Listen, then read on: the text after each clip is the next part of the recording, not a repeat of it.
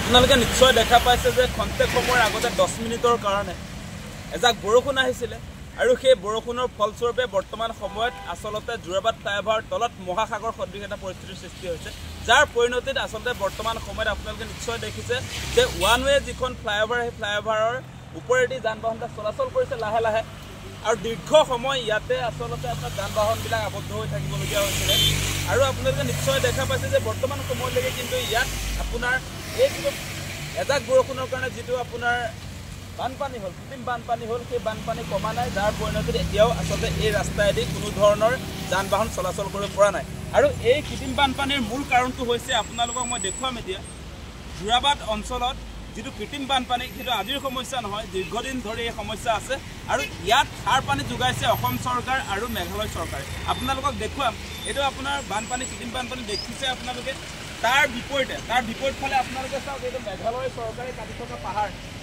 পাহাৰৰ ৰঙা মাটি তলত আহি গ'ল বৰষুণ দিলে ৰঙা পানী ওলাই গৈছে বৰষুণ দিয়াৰ ফলস্বৰূপে সেই পাহাৰৰ ৰঙা মাটিৰ তলত আহি গ'ল এই তলত যিটো নলা আছিলে পানী ওলাই যোৱা যিটো নলা সেই নলাটো এতিয়া বন্ধ হৈ গ'ল পাহাৰৰ যি ৰঙা মাটিয়ে ব্লক কৰি দিলে নলা যাৰ পৰিণতিত এতিয়া এই আপোনাৰ পানীখিনি ওলাই যাব পৰা নাই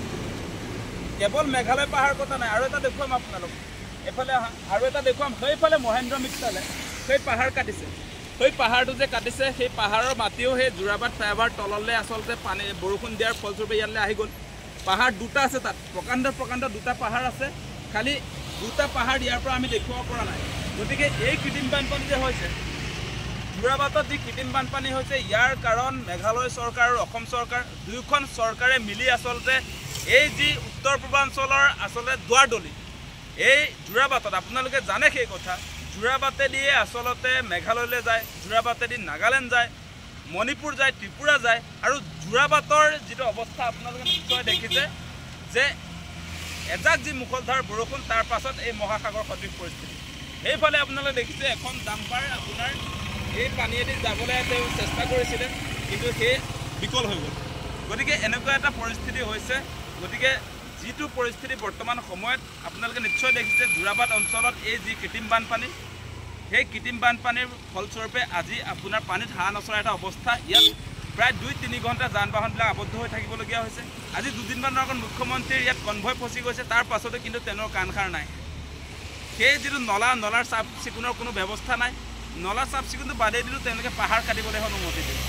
অসম চৰকাৰে পাহাৰ কাটিছে তাৰ পাছত মেঘালয় চৰকাৰৰ কাৰণে বানপানী হৈছে বুলি ক'লে হ'ব নেকি অসম চৰকাৰেও আপোনাৰ এইফালে আপোনাৰ পাহাৰ কাটি আছে এইফালে মেঘালয় চৰকাৰে পাহাৰ কাটি আছে আৰু সেই দুয়োখন পাহাৰৰ পৰা আপোনাৰ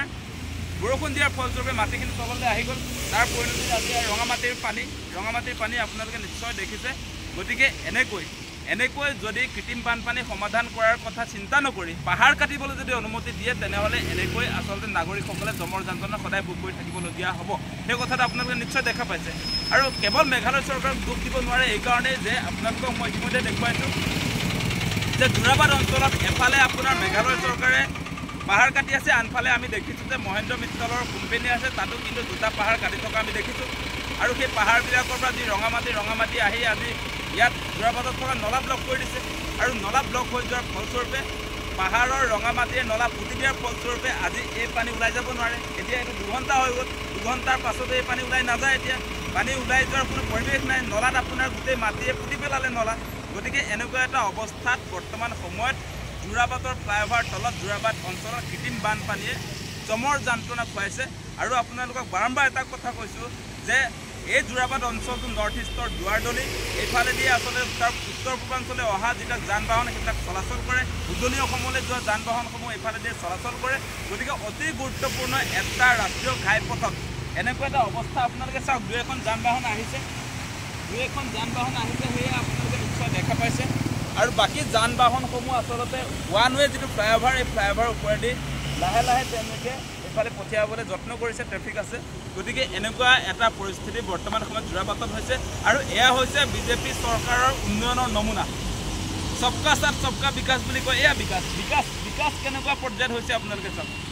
বিজেপিৰ দিনত বিকাশ কেনেকুৱা পৰ্যায়ত হৈছে আপোনালোকে চাওক তেওঁলোকৰ বিকাশত এনেকৈ আপোনাৰ এজাক 10 মিনিটৰ কাৰণে অহা বৰষুণে এনেকুৱা মহাসাগৰ সদৃশ এটা পৰিস্থিতিৰ সৃষ্টি কৰে এয়াই বিকাশ আৰু গুৱাহাটী মহানগৰ ক্ষেত্ৰতে আপোনালোকে চাব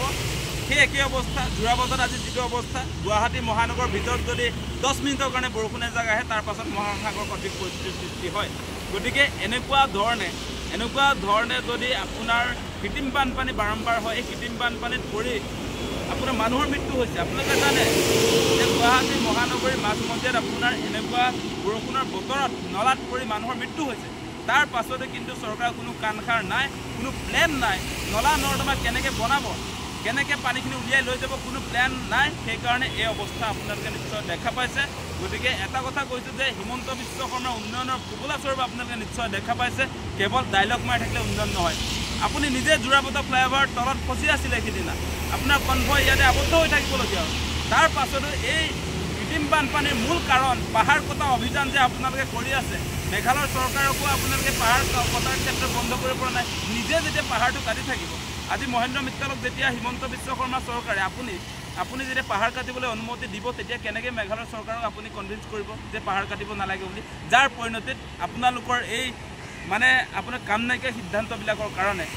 ৰাইজৰ কাৰণে যে দায়বদ্ধ নহয় সেইকাৰণে আজি জমৰ যন্ত্ৰণাত ভুগিবলগীয়া হৈছে এই অৱস্থা চাওক এয়া চাওক এয়া পানীত লাহে লাহে যান বাহনবিলাক এতিয়া চাওক আপোনালোকে লাহে লাহে চলিবলৈ আৰম্ভ কৰিছে এয়া চাওক এয়া অৱস্থা দূৰ দূৰণলৈকে দেখিব দীৰ্ঘ সময় কিন্তু আপোনাৰ তাতে আবদ্ধ হৈ থাকিবলগীয়া হ'ল যান বাহন এঘণ্টামানৰ আগলৈকে আমি দেখিছিলোঁ যে তাত কোনো যান বাহন হিলিবই পৰা নাছিলে এতিয়া লাহে লাহে এইফালে আহিবলৈ চেষ্টা কৰিছে